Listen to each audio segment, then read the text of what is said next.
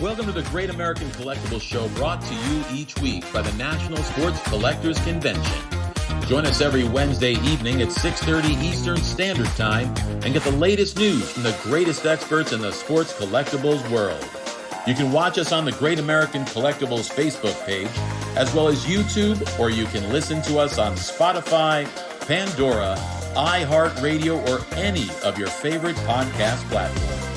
And now your hosts, award-winning sports collectibles author Tom Zappola and Red Sox Hall of Famer Rico Petrocelli. Take 3. How you doing, guys? My apologies to Steve, to Brian, to Rico. We had some computer glitches, but we are up and running. Welcome to the Great American Collectibles Show. Tom Zapp and my partner, who just paid his phone bill, Red Sox Hall of Famer Rico Petrocelli. How are you, Rick? All right, you look like you got a tan. I do. Nice little tan there. Goes good with your gray, real gray goatee. You know something else? Yeah. No tan lines.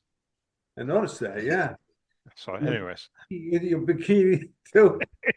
All right, welcome. Welcome to the Great American Collectibles Show. We have a great show today. Our good friend Brian Drent is going to be guest hosting with us.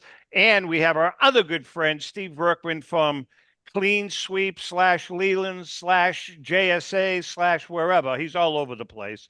And later on, we're going to chat about our new segment, the Great American AI Baseball Tournament, which we'll explain in a few minutes. But first, let's bring in Mr. Verkman. How are you, sir? I'm great. How's everything with you? Good, Steve. Sorry for the delay, but, what are you doing? You're hanging out at JSA right now, right? Where are you located? Where are you located right now? He's in Jersey. Yeah, I'm in New Jersey. You, Steve, you're in Jersey? It must be freezing, huh? It's not that bad. Not that Not bad. too bad. See, Steve, Rico's kind of busting your chops because today it's going to be 80 down here. I'm not dusting his chops. I Yes, want you are. Yes, you hot. So it's hot here. So what? All right. Steve, let's talk about, first of all, Steve, let's talk about 2024. Were you happy with the results? Yeah, 24 was an exciting year for us. We got tons of new customers for our auctions. We established relationships with a lot of new consignors and suppliers. And the big news was, we've merged companies with Leland. So we're part of the Collectors First Auction Group, and we have Clean Sweep Auctions and Leland's under the same umbrella. So we can provide services other people may not be able to. So with that being said, Mike Hefner, I'm assuming, went off on the wrestling circuit. He's wrestling now. He's still involved. In fact, I'm going to see him in about an hour. So really, we need Mike has a good arrangement. Mike works when he needs to work, and everyone, when he wants to work. Exactly. Make sure you tell him we were asking for him. We love Mike. All right, so let's talk about your auction. You got some great stuff. I was looking at it. Couple of signed Babe Ruth balls. Can you tell us about those? And then I'm going to let you run with the items you want to highlight. Yeah, there's a really nice Babe Ruth single signed baseball, very clean, signatures 7, 8 out of 10 kind of quality with a nice ball. That's been, I guess the most popular lot in the auction to this point. Everybody wants a Babe Ruth signed baseball. You can never go wrong. It's I guess it's the ultimate signed baseball. However, we also have a Christy Mathewson signed baseball, which is, he died in 1926. I believe it's profoundly rare. Now, this is a mid-grade one. It's certainly more than legible. It's not going to sell for $250,000. Right. But if any collector wants to make a Hall of Fame single signed ball run, and we know there's a lot of you guys out there, this is something you really want to look at, because if you're not going to have, have a $250,000 to spend or something like that, this is a really good option. So, Steve, when does this auction end? Because I'm curious about the Christie ball. When does the auction end? So it ends on Wednesday, February 5th. Initial bids have to be in by 8 o'clock Eastern time. Then we shift to lot by lot bidding at 12:30 a.m. What's different from us and other auction houses, it's only the 15-minute rule at that point. So if there's no bid between 12:30 and 12:45 a.m. Eastern Standard Time, you won the lot. And, fortunately or unfortunately, most of the lots do close out at that time. So you're not going to be up at night. You have plenty of time to get your bids in and do what you need to do. Rick? Yeah, you have a Yankees World Series ring going to be auctioned off. Tell us about that, but I don't understand why any of the guys would want to auction their World Series rings, especially if they won the World Series. Anyway, Go ahead. Oh, sorry. Oh, sorry. Yeah, it's a funny thing. It's a front office person. It's not a player's ring. So it's a secondary ring, but it's the last Yankee World Series team, and the way things are going, and it may not be so quick before the Yankees win another World Series. I'm sure the Red Sox fans are very upset about this. Yeah, we're thrilled that that's not going to happen. You're right. Yeah, it's not every day that you go, if you're going to go 16, at least 16 years now between Yankee titles, and I wouldn't think they're the favorite to win the World Series next year, but anything could happen, of course. Of course, but we tease our Yankee brethren. We have a couple of them that are very dear friends of ours, and we just look at the amount of world championships in this century. That's what we focus on, because you can't focus on stuff that happened 75 years ago. That's the way I look at it. So we're very happy with the direction the Red Sox are in right now. You mean like your AI thing? Yeah, absolutely. We're going to talk about that wise guy. All right. We're going to talk about that. Steve, also, what is your outlook for 2025? I mean, we're hearing good things, we're hearing not so good things, because of the economy. What are your thoughts on all that? Yeah, it's hard to say. I mean, it seemed from us, we don't just run auctions. We have a substantial retail business where we sell things outright. And that's been booming for the last few months. People all around the country just buying up. People want quality, they want fair pricing. You price something fairly and it's a good item, the stuff flies out of the gate. If you're gonna try to push price and it's something usually sells for $2,000 and you want to try to get $2,800, you're probably not going to get it. So we're not, we're in a good solid market, but it's not like things are appreciating every month like years ago. But there's a lot of demand. We're finding tons of new people collecting, and not just cards, autographs, tickets, Well, memorabilia. I've noticed that too. When Brian comes on, I know Brian, you're basically a card guy, but Brian, I'm going to ask you this question also. Is there an uptick in memorabilia versus cards, or is it pretty much the same? No, I would think that there is somewhat of an uptick. It's always easier to display memorabilia. When you have people over, have stuff out, it's more exciting than looking at a baseball card. Oftentimes, to have a single signed Babe Ruth ball or a game used jersey from Jordan or whoever it may be. There's always more questions about memorabilia than there may be about cards. Rick? Is that right? No, I was just going to say, in business, I think you guys, of course, in business, I was been in business. Tom, your family business, and you're always concerned, in the back of your mind, well, things might go a little wrong. So I would think that businesses like, the great auction houses would, protect themselves from that. Because you never know, let's face it. But I don't think it'll happen. I think this industry is the economy totally crashes. Well, hold on. Well, let's cut to the chase. Brian and Steve. Steve, I'm going to ask you first. Do you think the election results will hurt or harm the hobby, or have no effect on it?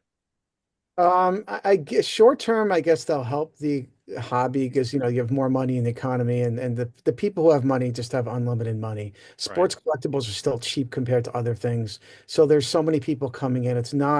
It's a rich man's hobby, but it's not a rich man's hobby. You can put up a great collection for a reasonable amount of money and get nice stuff. So we're seeing, a lot of that. And there's again so many new people collecting. I don't know that I would say it since the election, but collectors are always going to collect, what they collect. Good point. So we got something actually pretty cool. So there was a governor named George Ryan in Illinois in the 1990s. He got himself in a little bit of trouble, but he was a big sports fan, really nice man. It's sad what happened.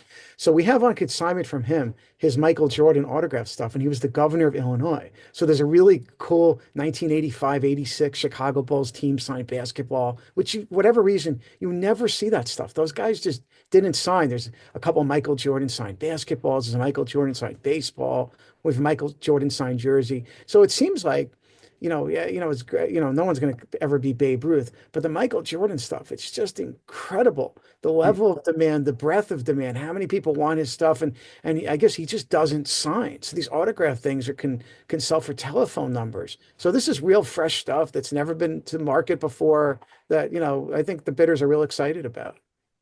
It's interesting, Steve, because uh, Michael Jordan, he is still such a monument in the hobby, and it's amazing that anything Michael Jordan still goes for top dollar. I mean, no matter what it is, it can be a card, it can be whatever. Yeah, and there's so many people collecting him. It's not like there's a few guys making these like crazy Jordan collections. Not like there's 50 people making, trying to get every possible Jordan signed item or card. Even something as simple as like a PSA 10 1990 Fleer card sells in a minute. Even something silly like that. But, a 10 though. But it's amazing how many people, and it's an international market too. It's not just Americans. So, that's something, it just fascinates me because he's alive and he could sign, but he doesn't. And the stuff just goes crazy. But these things are very special, I feel, because they were signed in the 80s as a player. That's not something that was signed later on. I think autograph collectors undervalue things signed as a player at the time. And I think that's an undervalued area in the hobby. Well, him and Mantle, they have something that the fans love. I love Jordan. I love Mantle. Other players were great, but they didn't have that charisma. I don't know what it is. It is what it is. In Boston, of course, it was always Ted Williams. Bigger than life, but Jordan is to me, boy, he was the greatest. He was a good ball player, and there's no doubt. Steve, again, what are the dates of the auction? Okay, so the auction ends on Wednesday, February 5th. Your first bids have to be in by 8 o'clock Eastern Standard Time. With the lots end one by one, starting at 12:30 Eastern Time AM that night with a 15-minute rule. So if your lot does not get bid on for 15 minutes, you own your lot. So you're not going to, you don't have to worry about being up till 2, 3, 4 o'clock in the morning or anything like that. So that's a change we made last year, and it's been very popular. Now, just before we let you go, your clean sweeps auctions with Leland's, they don't run in unison, right? They run separate, and you have a whole schedule for both companies. Yeah, we're keeping both companies. Our plan is, and it's working, is to grow both companies because there's things that are much more appropriate for Clean Sweep and there's things that are much more appropriate for Leland's. So we're targeting all of the consignments that come in to get them in the right place, to get them in front of the right people. And our auctions, it'll rarely be an auction run at the same time. Maybe a Leland's pop-up could be going on at the same time as a Clean Sweep auction, which isn't a big deal. But the Leland's Classic auctions will not overlap, with any Clean Sweep auction of note. Great. All right. So how do people log into the auction? Yeah, just go to cleansweepauctions.com. That's cleansweepauctions.com. And if you have any questions, people can also call us at 516-625-0900. And the website's cleansweepauctions.com. And Steve, you're going to be at the Wilmington show in April, I'm assuming? Oh, I usually don't do the one in April. I usually just do the November one. There's a June one too. I don't know if you know that. I'd heard that. So yeah. I might not be there. It depends on my schedule. Okay. All right, Stephen, we love you and good luck with the auction. Yeah. Thanks so much, guys. Really appreciate it. Take care. Stay warm. Steve Verkman from Clean Sweep Auctions. So, Reek, let's talk while we're waiting for Brian. Brian's trying to get back in, and I don't know why. Oh, he is in. Okay. Brian, did you pay your phone bill? Is that what the problem was? I guess not. No, I don't know. It just froze up, and it was on my computer, and now I'm on my my cell phone. So one way or another, we figured it out.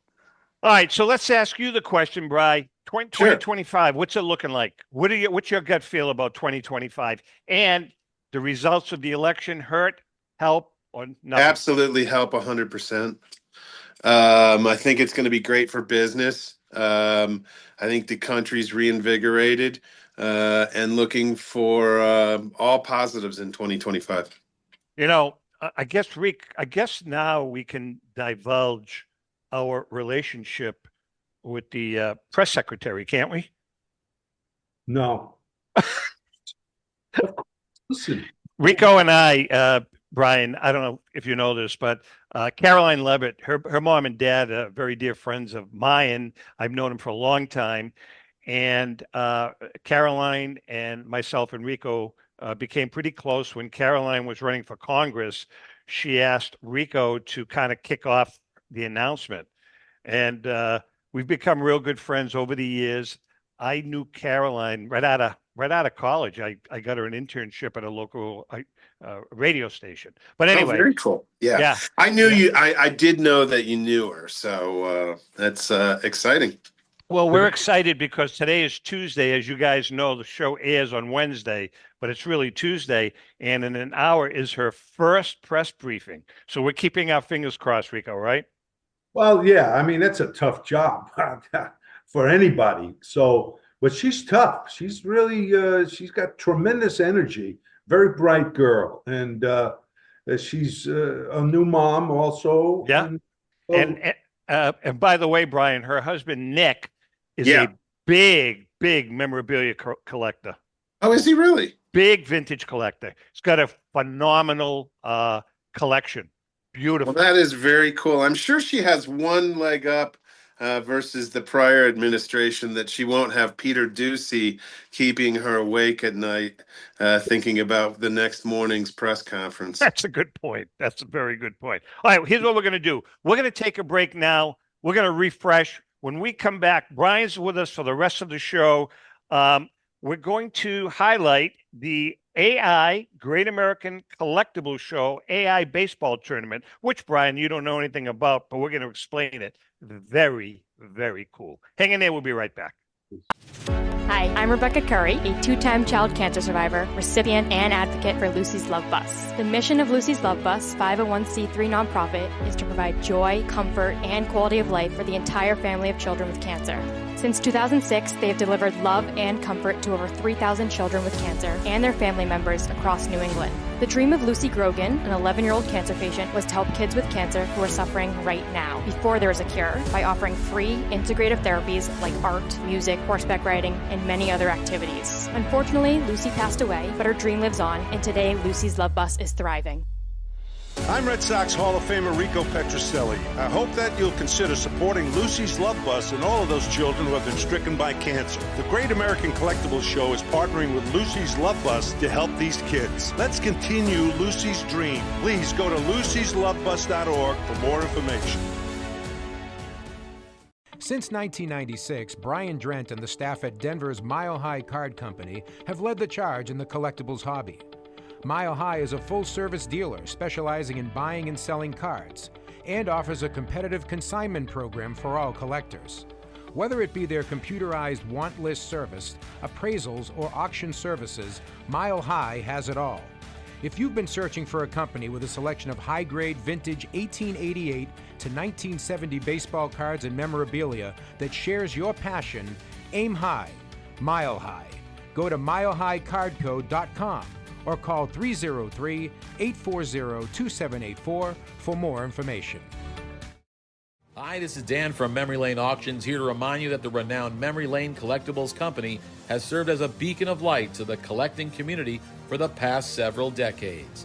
Indeed, folks, it has been our utmost privilege and pleasure to provide the most enthusiastic collectors with an abundance of the finest sports cards and memorabilia for America's most coveted sports personalities via our world-class auctions. Whether you choose either a private sale transaction or the auction route, Memory Lane cordially invites you to reach out to us to maximize the value of your prized possessions.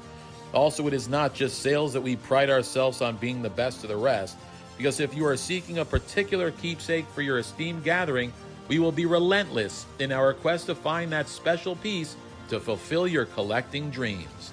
So no time to wait. Reach out to us today for the purposes of capitalizing on our unparalleled marketing capabilities. Simply pick up the phone and dial 877-606-5263. That's 877-606-LANE, or find us on the World Wide Web at www.memorylaneinc.com. Now is the time for your valued consignment to ultimately become another one of Memory Lane's record-setting prices. Are you a collector looking for that rare trading card or autographed ball or photo? If so, then PB Collectibles in Newport is the place for you. PB Collectibles has graded cards, raw cards, complete sets, and wax boxes of the stars of the future, today, and from the past. We also offer a large selection of both vintage and modern cards. So whether you're looking to add to your collection or sell it, visit us at PB Collectibles, 269 Spring Street in Newport, located across from St. Mary's Church. We are your neighborhood card shop and much more. This is Brian Drent, president of Mile High Card Company. Is your sports card and memorabilia collection properly insured? For easily replaced personal property, homeowners insurance is all most people need. But for prized possessions that you may have spent a lifetime collecting, it doesn't go nearly far enough. Collectibles Insurance Services has been insuring for over 50 years. They offer a full range of protection and a $0 deductible at an affordable rate with no appraisals required. I know because they insure my collection. If you have a minute, go to collectinsure.com and learn more about insuring your personal card or memorabilia collection. How would you like to own the bat that was used by your favorite player when he hit that towering home run or game-winning base hit? Well, look no further than JT Sports, specializing in the sale and authentication of professional game-used bats. As the official authenticators of professional model game-used bats for PSA DNA, JT Sports will guarantee the authenticity of any bat purchased from them. JT Sports also buys and sells game-worn uniforms, gloves, and baseball equipment. The unique quality of the collectible is what JT Sports is all about. Give them a call at 609-487-8003 or check them out at GameUseBats.com. Okay, we are back, and Brian Drent is in the house. Rico Petrocelli is in the house in Sarasota. Rico, Yes, how's the lovely wife doing? How's Elsie? Doing good. She just had a birthday yesterday, and can't divulge her age or else I'll be dead. But she's doing well. My son and his wife are here, and she's in seventh heaven. Good, good. All right, Brian, it is time right now for the Great American AI Baseball Tournament that was using my savant son-in-law from California, who is an AI computer geek freak. And I asked him a question. I said, Danny, here's what I'd like you to do. I want you to take all of the information that you can gather, and I want you to go into AI, because I know you're into that stuff and it's part of your job. And I want you to tell me what the 16 greatest baseball teams of all time are. So he spit it out, and here's the list. The 1927 New York Yankees, number 1. Number 2, the 1906 Chicago Cubs. 3, the 75 Cincinnati Reds. 4, the 1998 New York Yankees. 5, the 2001 Seattle Mariners. 6, the 1939 New York Yankees. 7, the 1961 New York Yankees. 8, the 84 Detroit Tigers. 9, the Chicago Blackhawks. 10, the 2004 Red Sox. 11, the 1942 St. Louis Cardinals. 12, the 1986 New York Mets. 13, the 1995 Atlanta Braves. 14, the 1970 Baltimore Orioles. 15, the 1929 Philadelphia Athletics. And 16, the 1955 Brooklyn Dodgers. In the first round, we are now into week 4. The 1927 Yankees beat the Brooklyn Dodgers 7-6. Week 2, the 1929 Philadelphia Athletics beat the 1906 Chicago Cubs 4-3. Week 3, the 1975 Cincinnati Big Red Machine beat the 1970 Baltimore Orioles 5-4. Rico played against both those teams in his heyday. This past week, it was actually a nice matchup. We had the 1998 New York Yankees versus the 1995 Atlanta Braves. David Cone on the mound for the Yankees and Greg Maddux on the mound for the Atlanta Braves. Here's the breakdown, and here's what happened. It's not inning by inning, Brian. It's just a breakdown that they give us. First inning, Yankees, Chuck Knobloch singles, and followed by Derek Jeter who hit a home run to right. First inning, Yankees 2-0. Knobloch was kind of it wasn't a great player, right, Rico? Or Well, Brian? he's pretty tough, especially hitter. But he had that that thing where he couldn't throw the first base. To first base. Yeah, I remember that. Yeah, he kind of had the yips. Yeah, right. Second inning, Player. Chipper Jones answers with a solo home run in the second inning, cutting the lead 2-1 Yankees. Bottom of the third inning, Bernie Williams singles. Tino Martinez doubles him in, and the Yankees take a 3-1 lead. Fifth inning, bottom of the fifth, Paul O'Neill singles, good ball player. Jorge Posada doubles him in, and Scott Brocious knocks in Posada with another single. 5-1 Yankees. Seventh inning, Bernie Williams belts a solo home run, making it 6-1. They're teeing off on Maddox. In the eighth, Chipper Jones doubles. Javi Lopez singles him home. It's 6-2. Finally, in the bottom of the inning, Mario Rivera comes in, locks down the final three outs, striking out all three, doesn't allow runs, and the Yankees beat the Atlanta Braves by a score of 6-2. What are your thoughts on that? How good was that Atlanta team, Brian? Well, I think that Atlanta team was absolutely a great team. I mean, you just look at their pitching staff, but that was the only World Series they won. Right. So, right. You would think with that, especially with that pitching staff. I mean, they had 3 Hall of Famers, and then on top of that, there was times, if you go back to that time point, where Steve Avery was viewed as potentially the best one, and he didn't make it to the Hall of Fame. I remember that. Rick, what are your thoughts on the 98 Yankees versus the 95 Atlanta Braves? Well, let me give you their lineup. Javi Lopez was the catcher, I think it was. Yeah. And he had some great years for them. Yeah, but he wasn't a great catcher, Rico. He was a good offensive guy. Yeah, I understand. But, and then Fred McGriff, who probably, did he make it to the Hall of Fame? He should be. He did. Yeah. So Lemke and Blauser, I saw them. I managed AAA for the Red Sox, and we played them in Richmond and, of course, Pawtucket. And they were an excellent duo. They could make that double play and had good range. Then Chipper Jones, I mean, a hell of a player. And then they had Brian Klesko.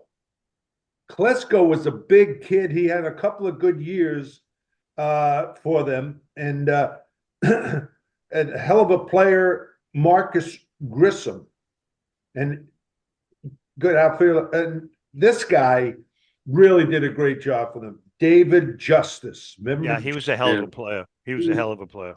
Great swing. Yeah, he was. It's interesting because next week, this is going to be a good matchup next week. The 2001 Seattle Mariners, who won, what did they win, like 115 games or something? Yeah. Yeah. Versus the 1986 New York Mets. That's going to be an interesting matchup. I'm not sure who's pitching. It's Freddie Garcia for the Mariners, Freddie Garcia against Dwight Gooden. Okay. Interesting. Both. All right. Yeah.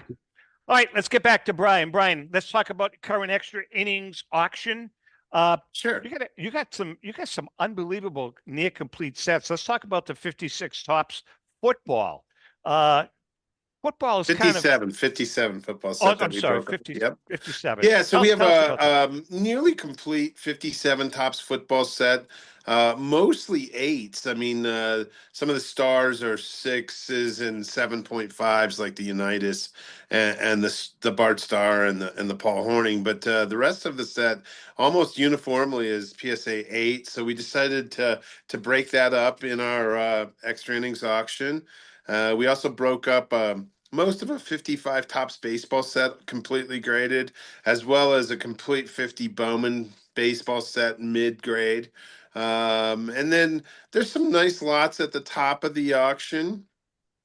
There's a 53 tops Mantle and a PSA 5.5. I think there's a 51 Bowman Mays rookie and a 4. A T206 Cobb bat off shoulder and a 5, a bat on shoulder and a 3. So there's a 52 tops Mays and a SGC 6. So there's some nice power cards in mid to slightly better than mid grade, and then like you noticed, there was some ungraded complete sets.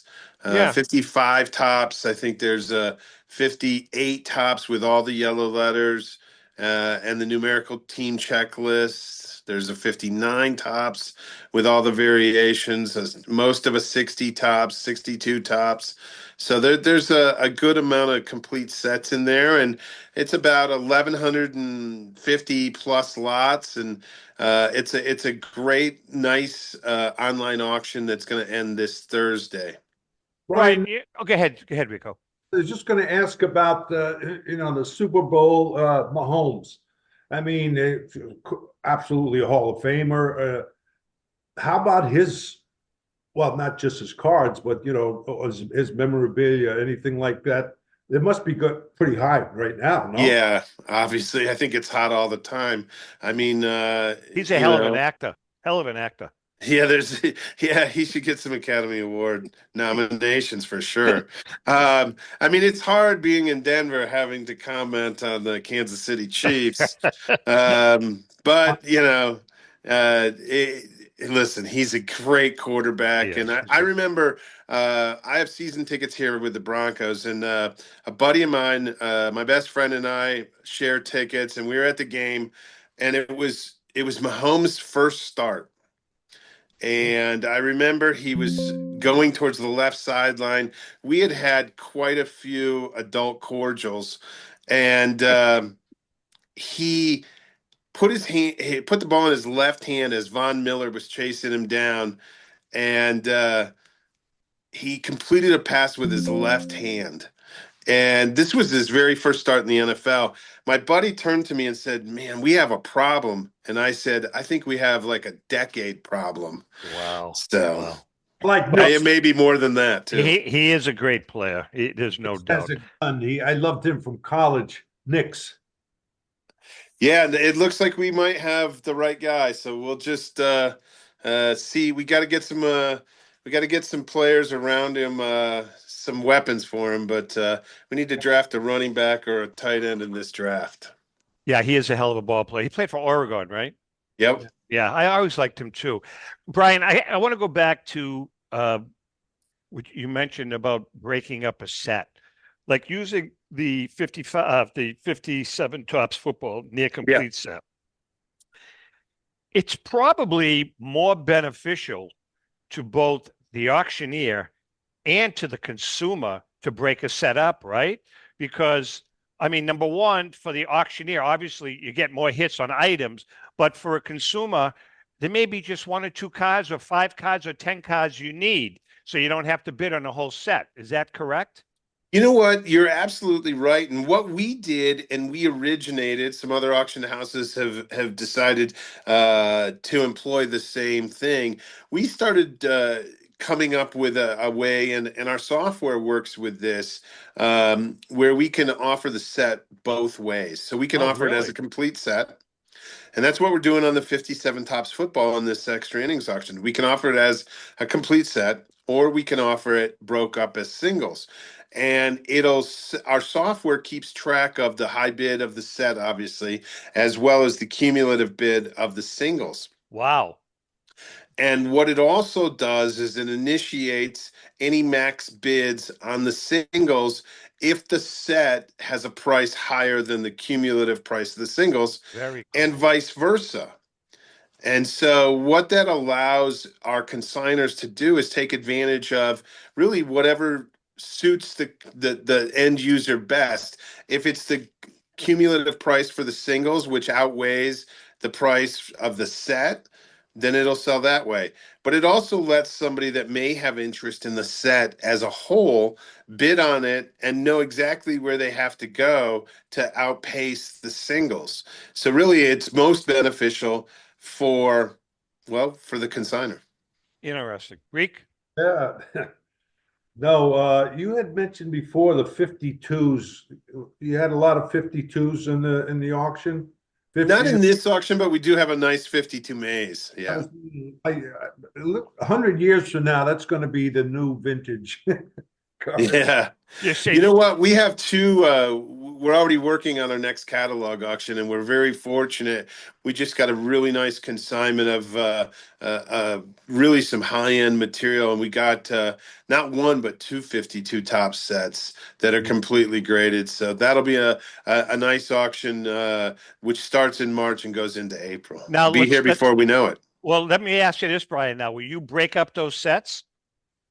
I haven't decided how. The consigners let me decide how we're going to do that one, which is great. And I haven't sat down and played with the numbers and figured out how we're going to do it. One of them definitely will be offered as a set because it's just not quite as nice. But the higher grade one, I'll take a look at it and we'll make a decision. We had a chatting with Brian Drent from Mile High Card Company. Hey, Brian, I want to ask you, Rico, I'm not sure you're even aware of this, about the let's talk about the Paul Skeens debut patch card. Sure. 11-year-old kid pulls it. He's been offered a boatload of money for it.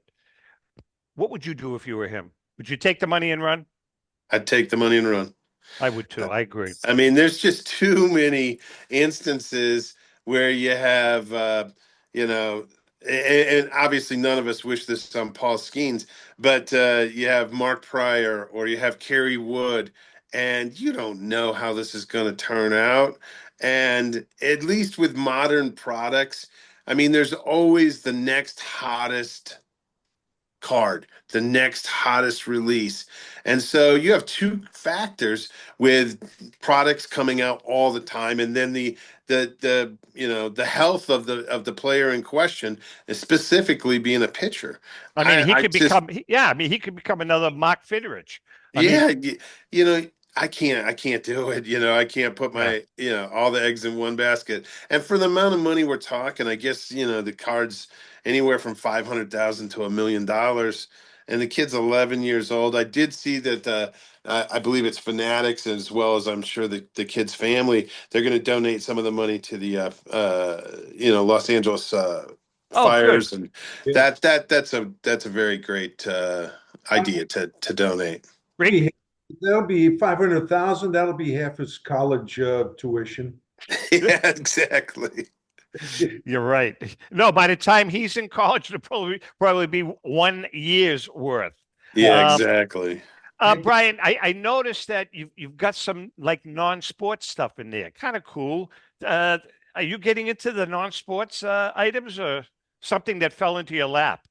Sometimes it just falls into our lap, but yeah, we definitely have some non-sports. In our last catalog auction, we actually had a good bit of Pokemon stuff. So it's not, we're looking to potentially do at least one, if not two, Pokemon only auctions in 2025, just online.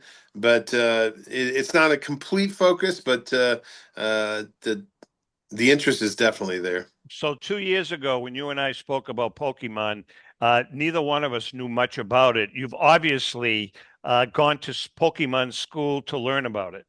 I have not, but I have two employees that know Pokemon. So that's what I pay them for. Rico, what are your thoughts on Pokemon?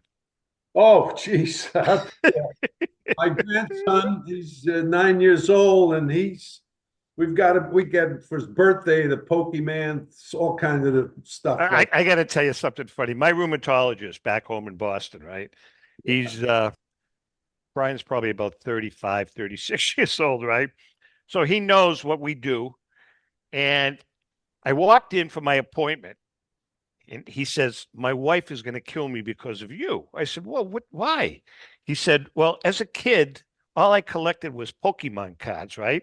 Yeah. He said, "This week I've spent 10 grand." On Pokemon. on Pokemon cards. Oh my gosh. This is my doctor. He's now on all the sites buying up Pokemon cards. God, hysterical. Brian, I wanted to ask you, do people, the consigners, people have the product, do they have to, or can they go straight to you for advice, or should they go into, say, PSA and get authenticated and all that? Yeah. No, they can absolutely reach right out to us, and sometimes I think it's a little bit easier. I mean, keep in mind, not that PSA can't give advice, but sometimes it's hard to know who to speak to there. They are the grading company, so I mean, I don't know if they have direct dialect rate with the customers in that situation, maybe at a show or something. But a lot of times, people can reach out to a dealer or an auction house a little bit easier and have a better line of open communication. We can also handle getting consigners cards graded for them and be the conduit between ourselves and PSA, and then ultimately to get the items to the auction platform. Hey, Brian, Cooper Flag. Sure. Are his cards worth any? Is there value to them right at this snapshot in time yet? Yeah, I don't know how many cards he has or what he has out there, but yeah, he's going to have a huge following. He already has a huge following. I mean, we're talking about a kid. I watched him last night. He had 5 points at halftime against NC State, finished the game with 28. They win going away in the second half. And I mean, this kid just turned it on. He's 6'8", steps out on the floor, shoots the three well, can take it to the basket, plays really well, doesn't talk a lot of trash, doesn't get in people's face. And I mean, we're talking about a kid that's 17 years old. He reclassified. He should be a senior in high school. He's going to play this year at Duke and go right to the NBA. He's Rico. This is the kid from Maine. Yeah. That's playing for Duke now. And by the way, we have another kid that's done real well for himself that we're very proud of. He's been very big supporter of the show through his uncle Kenny Clausen, and that's Jared McCain. Jared's. Until he got hurt, he was on tap he was in the Rookie of the Year running. He's going to be a hell of a player too for the 76ers. Do you follow him at all, Brian? I do know of him. As a matter of fact, I was at the Nuggets game, I think it was last Tuesday. We played the 76ers. He didn't play, and we did blow them out. I no, before he got hurt, he definitely his stock was pretty high, but we'll have to see after he comes back from the injury. Yeah. What about the late now Bob Uecker? I mean, he, of course, he didn't have a great career, but afterwards he did so much in the entertainment field. So does this card go up? Yeah, I think it does. That's interesting that you said that. We had a walk-in yesterday, and there was some amazing 62 Topps cards, and the high numbers were really clean, and the Euchre card was absolutely gorgeous. And so it's already in a stack to go get graded, and hopefully we get an 8 or better. I looked at what that card's selling for in an 8, and it's definitely already taken a jump up. So that was interestingly a timely thing that you just pointed out. You know something, Rico? How can you not like that guy, right? Great, he was great. I mean, in spring training, when we got there a little early. Actually, we're playing the next day, and he comes over, how you doing and all that, and then gets in a cab. And so the next day I got up and I was walking outside. Now the cab comes and that's Euchre coming in, getting out of the cab. Same clothes and all. He put a few down too. Oh yeah, that's funny. That is really funny. Before we take a break, we got about another 2 minutes before our break. Something? Let's hold off. I want to talk about the Hall of Fame inductees after we take a break. So we're going to break now. Brian's in the house. He's in with us for another segment. Rico's in the house. Rico, you look very dapper today, I must say. Clean Yeah, the shirt. shaven. You look good. You look handsome. Yeah, right. You know, this shirt here, it's stiffening up so bad. It's because of you won't buy new shirts for Why us. don't you hit your son up to make some more for us? Say the word. We'll take care of you price wise. All right, listen, we're going to take a quick break. Hang in there. We'll be right back. Hi, I'm Rebecca Curry, a two-time child cancer survivor, recipient, and advocate for Lucy's Love Bus. The mission of Lucy's Love Bus, 501c3 nonprofit, is to provide joy, comfort, and quality of life for the entire family of children with cancer. Since 2006, they have delivered love and comfort to over 3,000 children with cancer and their family members across New England. The dream of Lucy Grogan, an 11-year-old cancer patient, was to help kids with cancer who are suffering right now, before there is a cure, by offering free, integrative therapies like art, music, horseback riding, and many other activities. Unfortunately, Lucy passed away, but her dream lives on, and today Lucy's Love Bus is thriving. I'm Red Sox Hall of Famer Rico Petroselli. I hope that you'll consider supporting Lucy's Love Bus and all of those children who have been stricken by cancer. The Great American Collectibles Show is partnering with Lucy's Love Bus to help these kids. Let's continue Lucy's dream. Please go to lucyslovebus.org for more information. Pristine Auction is a family-owned and operated online auction specializing in autographed memorabilia, sports cards, coins, art, and collectibles. Since their founding in 2010, they've grown to 2 facilities in Phoenix, Arizona, totaling over 60,000 square feet. Jared Cavalier and an incredible staff of over 150 team members serve a very large customer base and enjoy every minute of it. By working with leading authentication companies, Pristine ensures all items are 100% authentic. In addition, third-party authenticators regularly travel to Pristine Auction to provide authentication services on site.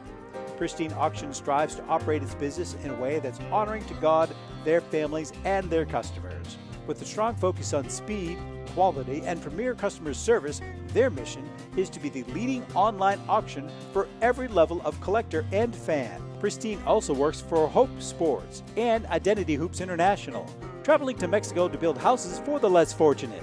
Pristine Auction offers several online auction formats with thousands of auctions ending each day. For more information, go to pristineauction.com. That's Pristine Auction, the best in the business. If you're a discerning collector interested in owning the most important pieces in the hobby, look no further than Leland's Auctions. The original sports auction and appraisal house, Leland's was established in 1985 by legendary Pioneer founder Joshua Leland Evans. And today, President Mike Hefner carries on the tradition.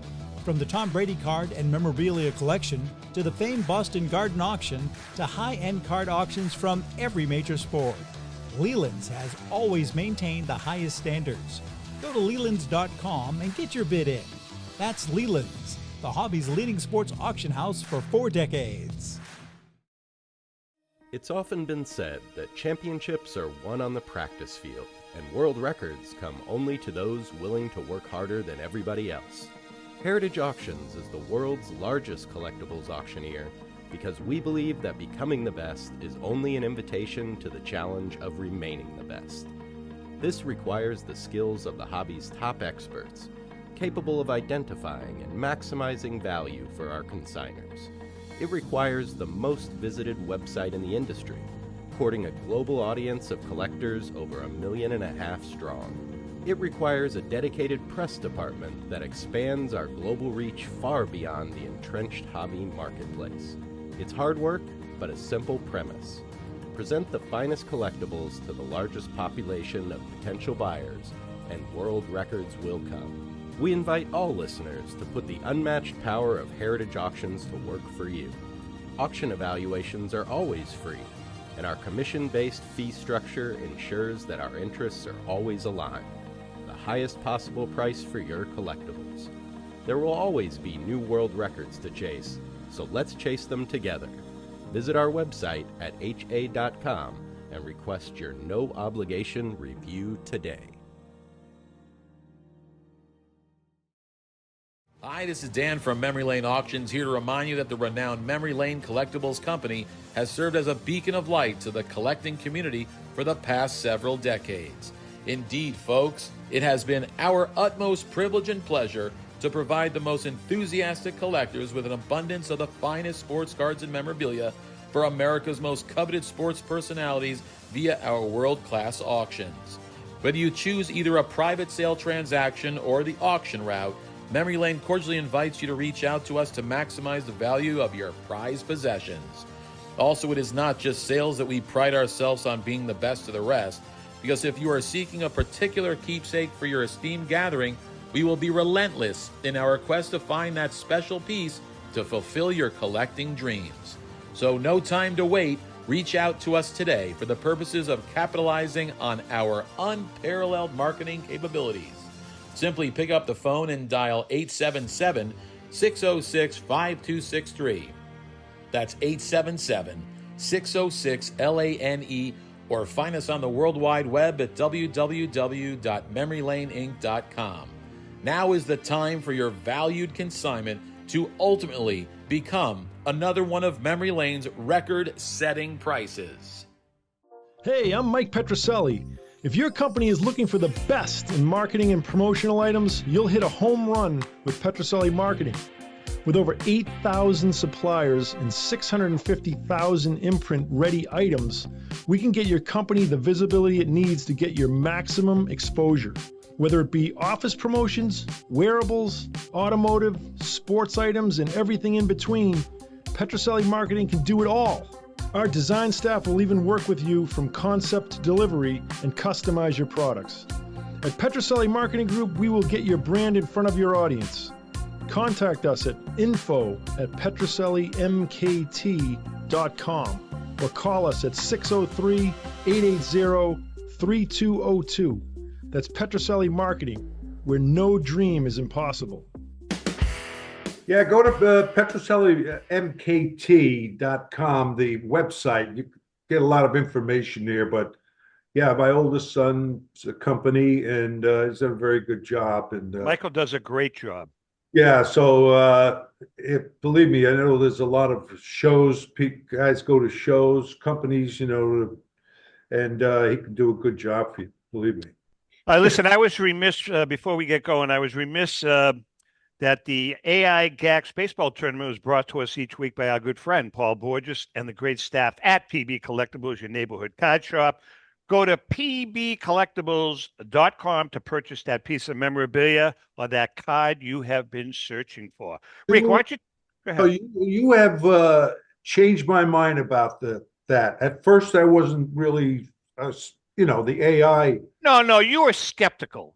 Skeptical. Yeah, I was skeptical, but now I think it's great. This is fun. Really, you can you can go online and get the players. Who the players were. And by the way, Rico, I want to thank you for that because you have actually been doing a little research. Shocking. Oh, what do you mean shocking? I was still. I got to tell you guys right now. There's a site that I'm looking at. On the side of my pool, on the deck. This is the God's honest truth. 2 iguanas are making love on the deck of my pool. Iguanas? 2 iguanas. You're gonna say? Yeah, they're about a foot and a half long. One of them is on top of the other one. I'm assuming they're fooling around. What the heck are they doing there? Anyway, you talked about the Hall of Fame, guys. No, let's talk about our friend Charlie Perino.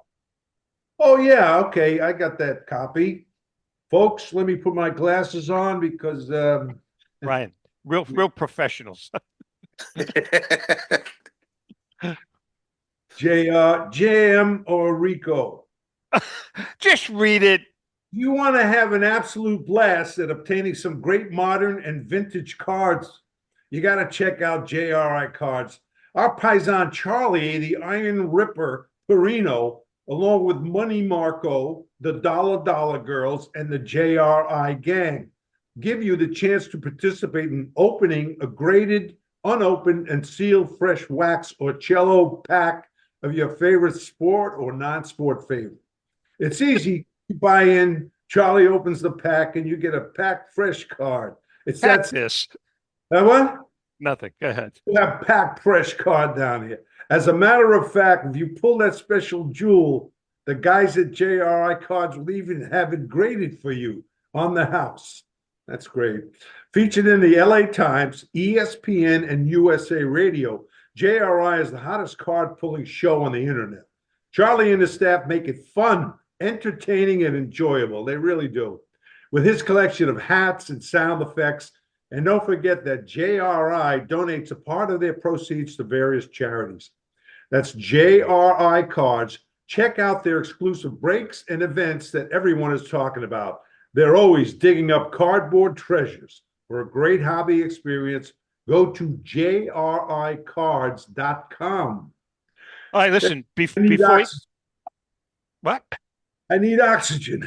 Hey, before we get back to Brian, time for our segment On Deck with Rico, brought to us each week by our good friend Brian Dwyer at the great staff at REA Auctions. Don't forget to get your bid in by going to robertedwardauctions.com. That's Robert Edward Auctions for extraordinary results and extraordinary service. And by the way, they have a new website. All right, real quickly, Rico, this was submitted by Fred Hilton. What kind of a guy was Don Zimmer? Hilton was the hotel owner, right? That's Fred? No. What kind of guy was Don Zimmer? He was a great guy, a great baseball man. His whole life was baseball.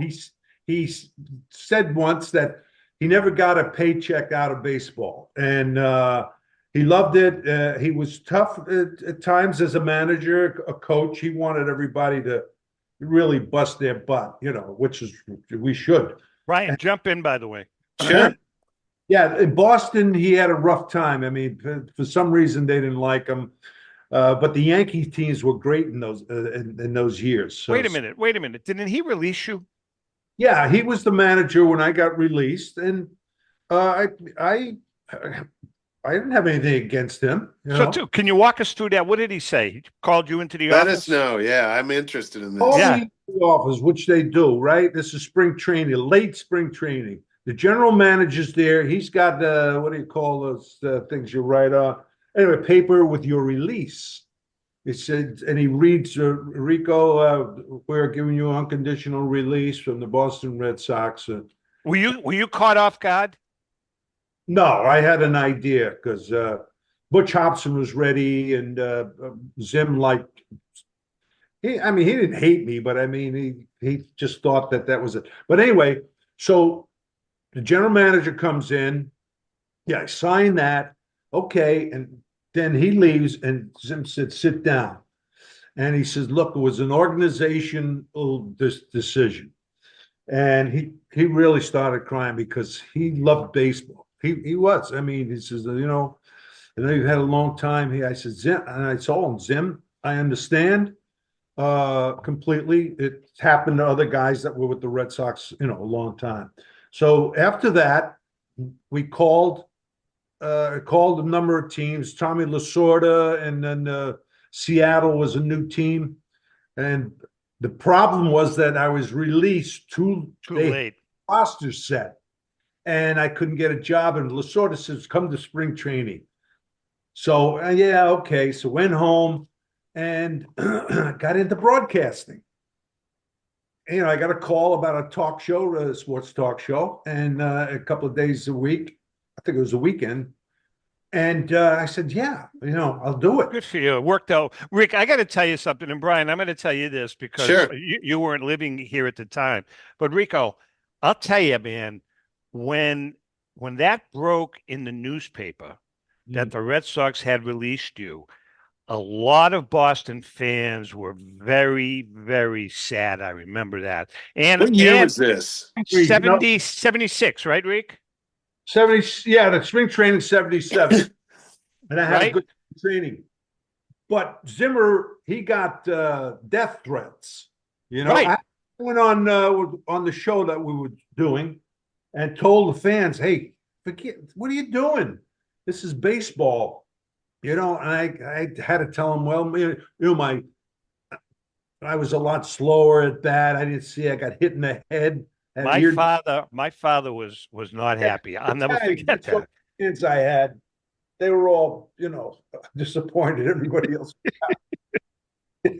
No, but I don't begrudge Don Zimmer. He's a manager.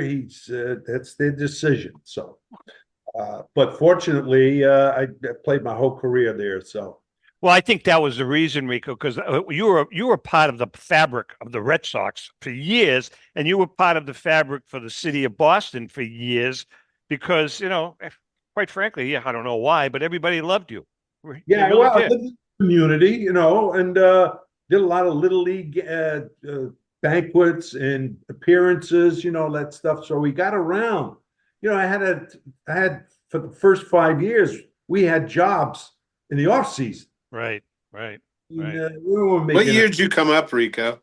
I came up for September call up in '63, and Oh, then wow. came up for good in '65. So it was 13 seasons. And yeah, I mean, it was great place to play. Well, you know what the other thing was? Here's the other thing, Rico. Brian, I'm sorry we're getting off Oh, topic. no, it's great. Okay. I think, Rico, the other thing was you and Tony C were like two peas in a pod. You guys, it was always Rico and Tony, Tony and Rico in the North End in the Italian restaurants. I think that had a lot to do with the popularity of both of you. I mean, Tony was a great player, there's no doubt, as you were, but I think the two of you guys were like the Italian version of Jim Rice and Freddie Lynn. You know what I mean? Yeah, well, yeah, I know what you mean, but it's like the players too. The guys hang out each other. Italian, we had a lot in common, and African American players that we had, they were friends. We were all friends. I mean, but that's the thing. You get criticized a lot for not even now for not coming together more and all that. I mean, I think the money has a lot to do with it today. North End, and the old Italian woman's, out the door in the summer. Hey, Rico, amore, Tony, yeah, how you doing? And go have a piece of pizza. I can't even imagine walking down Hanover Street with you in 1965 or 66. It must have been unbelievable. Unbelievable. Great. Right? But all the fans, Tom, and they've been great to me and to former players. Jim Lombard, there's a bunch of us still live in the area, and even the younger fans, they just they've been wonderful. Those even the Red Sox, the ownership is good. Great. All right, listen, That is fabulous. We have just a couple of minutes left. What are your thoughts on the Hall of Fame? Ryan, is it my imagination, or is the Hall of Fame induction just so watered down now? It's like ridiculous. Oh God, dude. I'll tell you. Obviously, by the way, we're running over, but Chrissy, that's I okay. had no idea or thought that CC Sabathia would get in. Nothing against him. I mean, nice pitcher, but none of us probably ever envisioned him being a Hall of Famer. Listen, I know. I mean, I know that a lot of people don't like Curt Schilling because of his politics and because he's got a big mouth. But you put Curt Schilling's numbers up against CC Sabathia, man. It's like, are you kidding me? Yeah, I hadn't thought about that. And then, I mean, you can make an absolute case for Billy Wagner. I haven't sat and looked at the numbers. I know he's, in the top 5 career and saves and highest strikeout percentage. So you can absolutely make a case. But again, a guy that off the top of your head, you just don't think of as a Hall of Famer. Right. I agree. Totally agree. Rico, what are your thoughts? Wagner, absolutely great pitcher. Great. What about CC? A 2.20 ERA. For him, he was just awesome. He was. What about Sabathia? Sabathia, no, I'm a little surprised about that, but you know why? New York, and he still lives there, and he's got a personality. Don't get me, he was a great pitcher, but they're talking about Beltran. He got 70, close to 60. But if he goes in next year, Beltran, and I don't hate him or anything, but then they had to put all the guys with the drugs, in Clemens and all those. No, think about it. If they were cheating, remember Houston cheated? Listen, I'm a big advocate of what you're saying. So wrong, and I don't care if he gets in, but if he gets in, then those guys should get in. I don't disagree with you. So anyway. All right. We got about a minute left. Brian, your current extra innings auction, when does it end? Yeah, it ends on the 30th, which is Thursday. 9:00 Eastern Standard Time is when we go to extended bidding. It closes on a lot by lot basis, 15-minute rule. So it should be an exciting night. There's a lot of nice collector grade material there. And then our next catalog auction, I believe, hang on a second, I'm going to take a look. It'll start March 24th and end April 12th. We have a March 3rd consignment deadline, so that's coming up, I guess, in about 5 weeks or so. Good. For our viewers and listeners, a little programming note. On March 8th, I think it's the 8th, Rico, right? Rico and I are going to be up at the Villages up in Orlando. We're going to be doing a show for Red Sox Nation. About 1,000 members of Red Sox Nation up there. And we're going to be, Rico's going to be doing a Q&A. We have a little thing that we do together. Michael Osaki is going to be there doing appraisals. And Tom Rucci is going to be up there talking about your collections and how to take care of them. It's going to be kind of a fun day, Rico, right? Yeah, it's interesting because the group there, I'd like to find out how many people have collected cards. I bet you there's a lot of collectors there, these old timers, those old guys in the 70s. All right, Brian. Brian, thanks. Sorry that we had a delay coming on, but you're always great to have on. Oh, thanks a lot, guys. It was a joy. All right, Rick, have a good week. Great job. Next week. Now, Rico has been with me for 2 weeks in a row because JM is with his squeeze in, where is he? Bermuda? No, Aruba. Ooh. So JM will be back next week with his bald head tanned, I'm sure. He's going to be 2 weeks, right? The next 2 weeks. I don't know. We'll talk about it off the air. Who cares? Yeah. All right. Rico, I love you. Say hi to Elsie. Brian, to your family, and have a great week. Don't forget his auction. And to our viewers and listeners, we are so thankful for all of you. You guys have been great to us, and happy collecting.